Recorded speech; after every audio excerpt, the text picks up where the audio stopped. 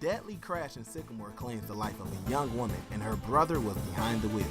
Sycamore residents living in a flood-prone area are caught in a money tug-of-war and find out why a group of NIU engineers are flying high these days.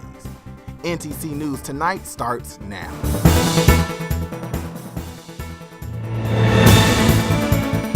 You're watching NTC News, DeKalb County's only television news source, on the campus of Northern Illinois University and from the Northern Television Center. This is NTC News Tonight.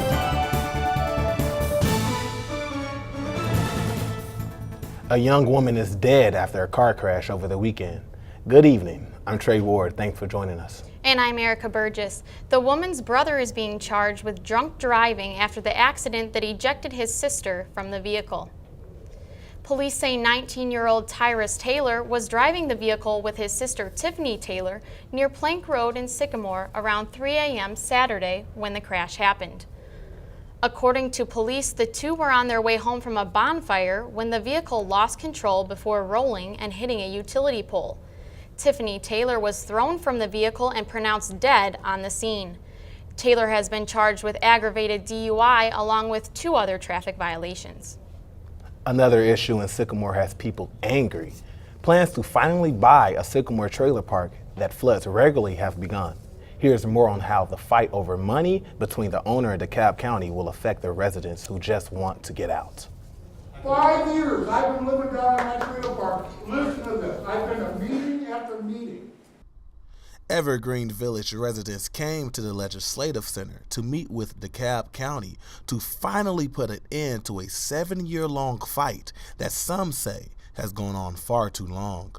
I've lived through the 96 flood, I've lived through the 99 flood, the 2001 flood, the 2006 flood. And I thought that Frank Santoro owned and managed the park with his family since 1979, despite it being located on a floodplain next to the Des Plaines River. And after the horrible flood in 2007, Santoro has been fighting with the county on a fair price he can agree to. They need to find out what the actual value is, and I want a fair market value. The county rejected Santoro's $2.6 million amount that he wanted in order to sell his land. The board claimed they will only offer $1.47 million for the property, and they are not coming down from the price. It's not coming around again. This money is not coming around again.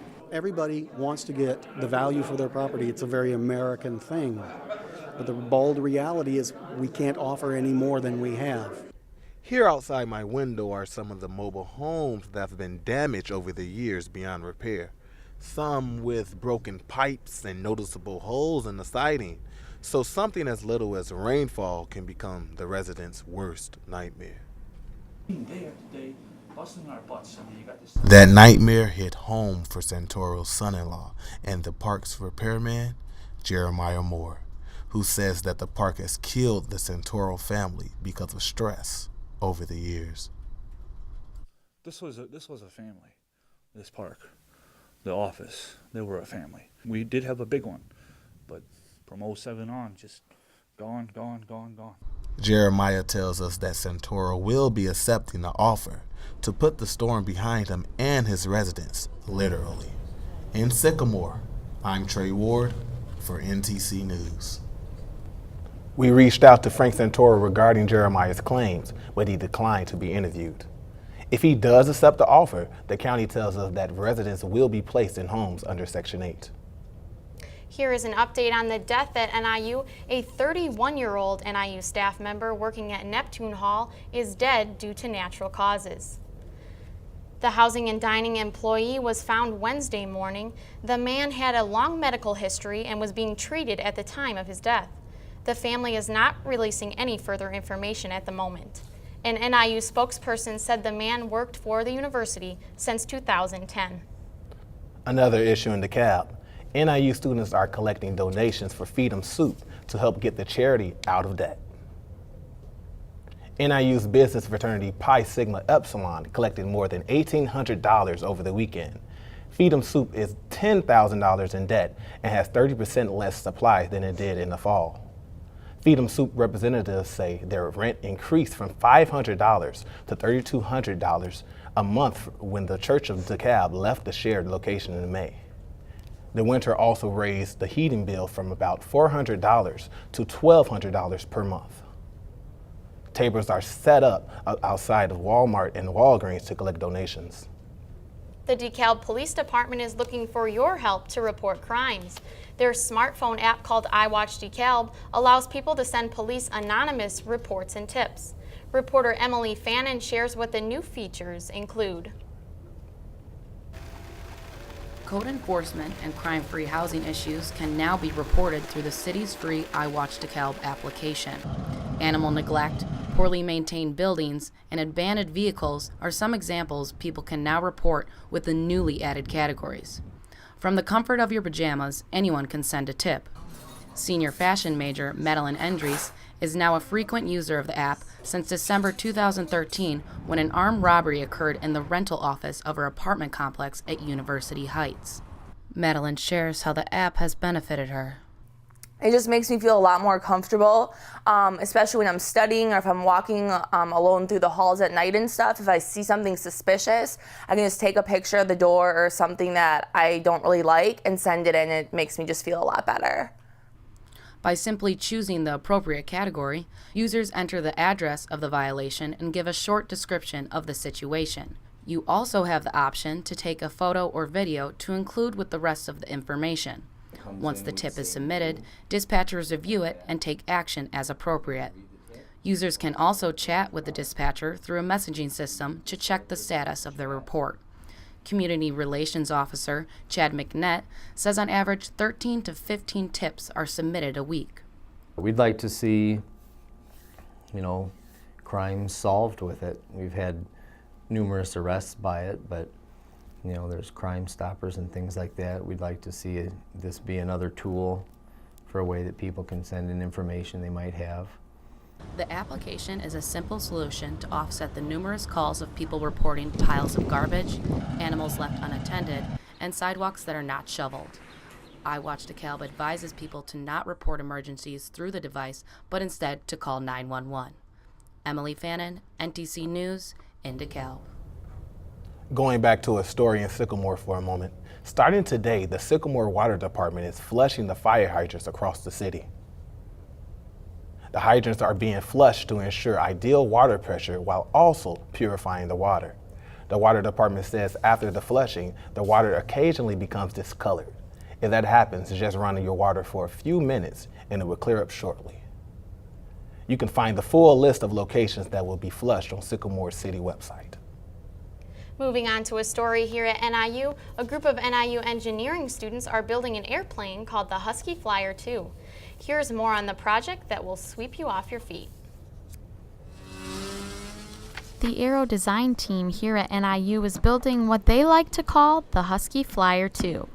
After finishing the airplane, they are sending it off to a competition in Texas. There's 75 total teams, and there's people from India, or there's teams from India, there's teams from Poland, there's teams from different parts of South America. There's a few other United States colleges. Outside of class, the students have spent over 1,000 hours designing and building the Husky Flyer. My friends came up to me and said, "Hey Dan, do you want to build an airplane?" I'm like, I like building things, sure. In building the plane, the most important factor is the lift-to-drag ratio. So, the lighter the plane, the better. And just like every big project, this one had its complications and obstacles to overcome. If the tail is too heavy, the issue you have is when you take off and you're going to be moving around, the second your tail drops, you have no control whatsoever, and your plane will crash. Many of the parts are tested here in this wind tunnel to check the aerodynamics and the lift.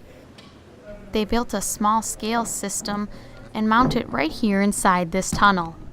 For the testing in the wind tunnel, just the complexity of being able to get efficient numbers, that was a big issue. But the design team says that the time and effort they put in is all worth it. Seeing that baby take off, that's the best part. After months of hard work, the aero design team is looking forward to sending it off to Texas in style. In DeKalb, Erica Burgess, NTC News. The Aero team took the Husky Flyer 2 to a competition in Texas, and Dan Flynn will be joining us in a little bit to share the results. It would be nice if the weather would have stayed clear and warm for the Aero team to go fly the Husky Flyer 2. I don't think anyone could argue with that. This spring has been an unusual one, that's for sure. Richard Medlicott is here. Richard, does it look like we'll be able to go outside once again this week? Yeah, you know, winter taking another swing at us right now with some snow this evening. But temperatures will get back into the 40s. Let's look at your Tuesday's outlook. You can see 40s across the area, only 40 in Chicago, but 46 in Moline and Peoria. We'll tell you if there's warmer weather on the way, so stay with us. You're watching NTC News Tonight. Nailed it that time.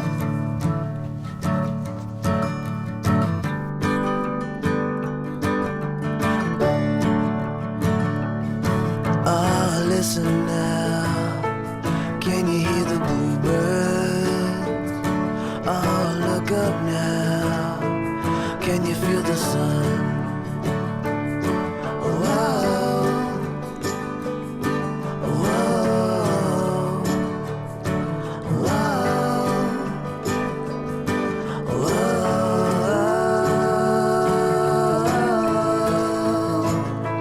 Can you feel the sun?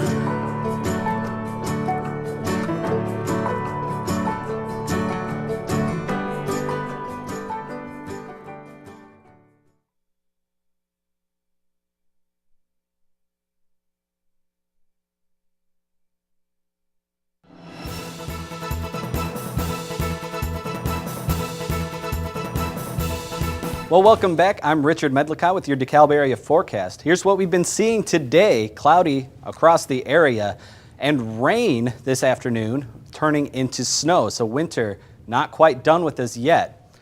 Temperatures only reached into the 40s. That's almost 20 degrees below average.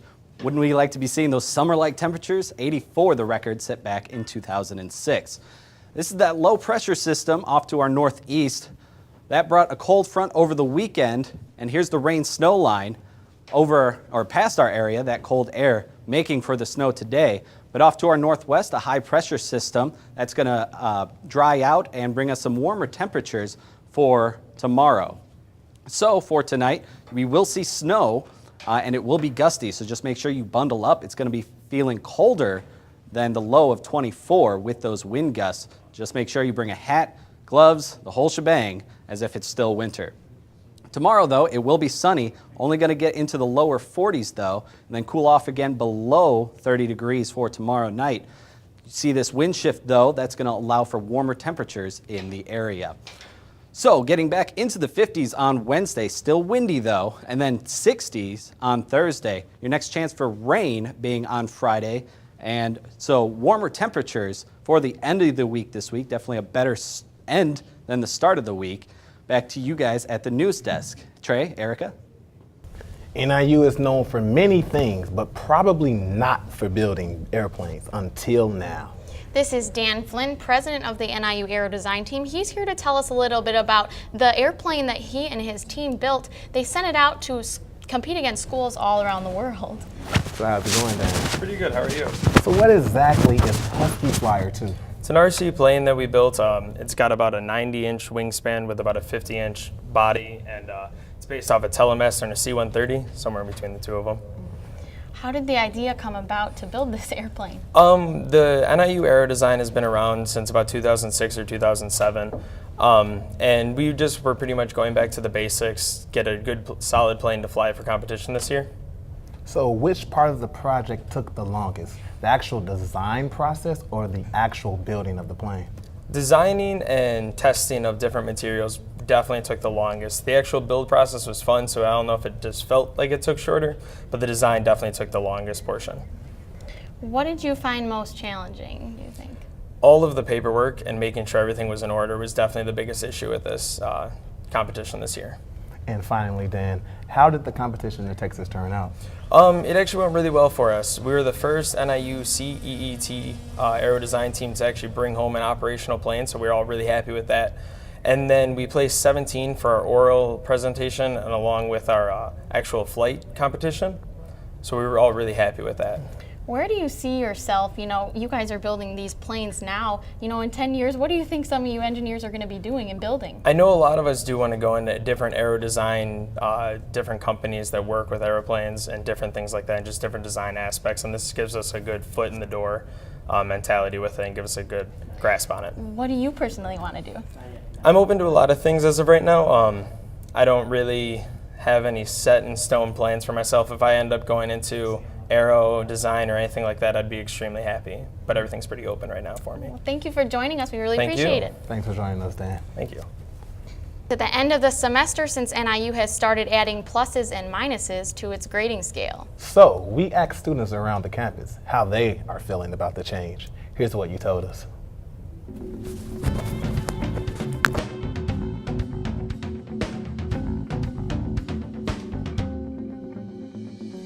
As an NIU student, I feel that the new grading system, to a certain extent, is unnecessary. New grading system is mostly helpful because it actually influences students to push themselves even harder. Like for my my English 103 class, I got an A-, and I think it would have been an A if there wasn't that grading scale.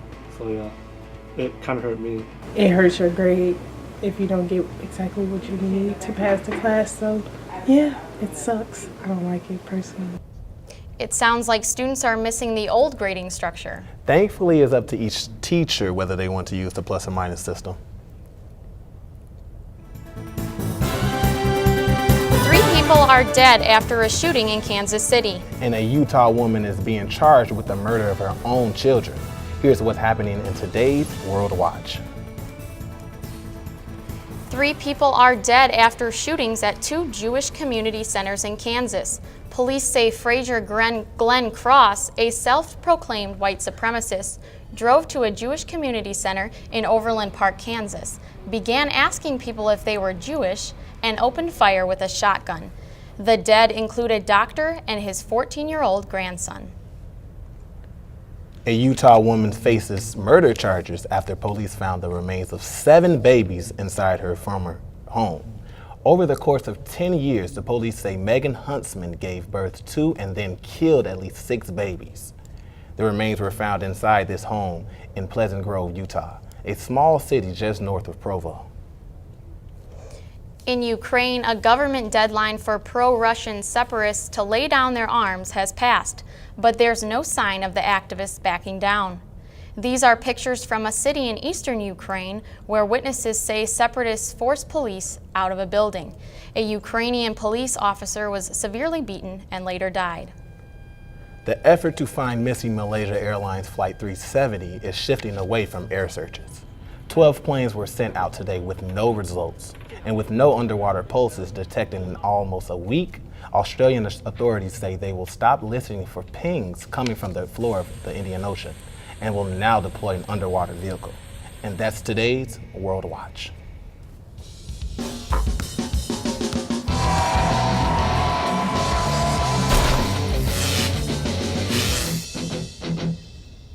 Hey everyone, Kyle Jacobs here. We got a lineup of highlights today. First up, we got the Masters.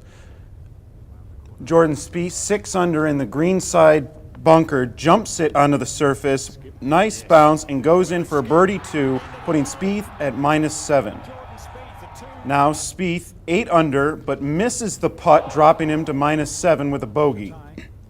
Bubba Watson gets that, ties Spieth at 7 under. Now Watson bends this putt right around for a birdie in an outright lead at -8. And with that little tap in, Watson gets par and wins the Masters. Let's move now from the green to the diamond as the Cubs play the Cardinals. Bottom of the second, Cubs with an early lead 2-0. Matt Carpenter ties up the game with his 2 RBI single to the center. Now, Johnny Peralta nails the RBI double into the left field, putting the Cardinals up 5-3. Now Peter Borges with a ground that bobbles there at third, letting a run score. Cardinals win 6-3. The Cubs have lost 3 of 4 overall, but let's move to the court with the Bulls versus the Knicks. In the third quarter, Carmelo Anthony hits this pull-up jumper. He had 17 points in 28 minutes. Later that quarter, Tim Hardaway Jr. with the steal and the fast break dunk. Hardaway had the game high of 20 points. Now in the fourth, Joakim Noah finds Taj Gibson for the two-handed slam over those Knicks. But Bulls lose it 100-89. Let's end on a humorous note by looking at the South Carolina spring game for our play of the day. South Carolina's Dylan Thompson back to pass, and there he sends it deep, only to find it connect with South Carolina women's basketball coach, Dawn Staley. Check it out as Staley sneaks off the sideline into the end zone and just catches it with her whole body. The players lift her up, and with that catch, Joa Stanley gets our play of the day. I don't know about you, but I'd sign her up to play football next season. That's all for sports. Until next time. Coming up, we'll tell you what has the Geese on campus looking for somewhere else to call home. I'm kind of new here, but I've noticed a trend. My human does this funny thing where she goes around and gets all my toys, and then she hides them in that basket by the door. You know, but it's always the same basket, and it's always in the same place. And then she acts so surprised when I find them, but, you know, she's putting them in the same basket again. It's like, hello, that's where you put it last time. You were the worst at hide and go seek.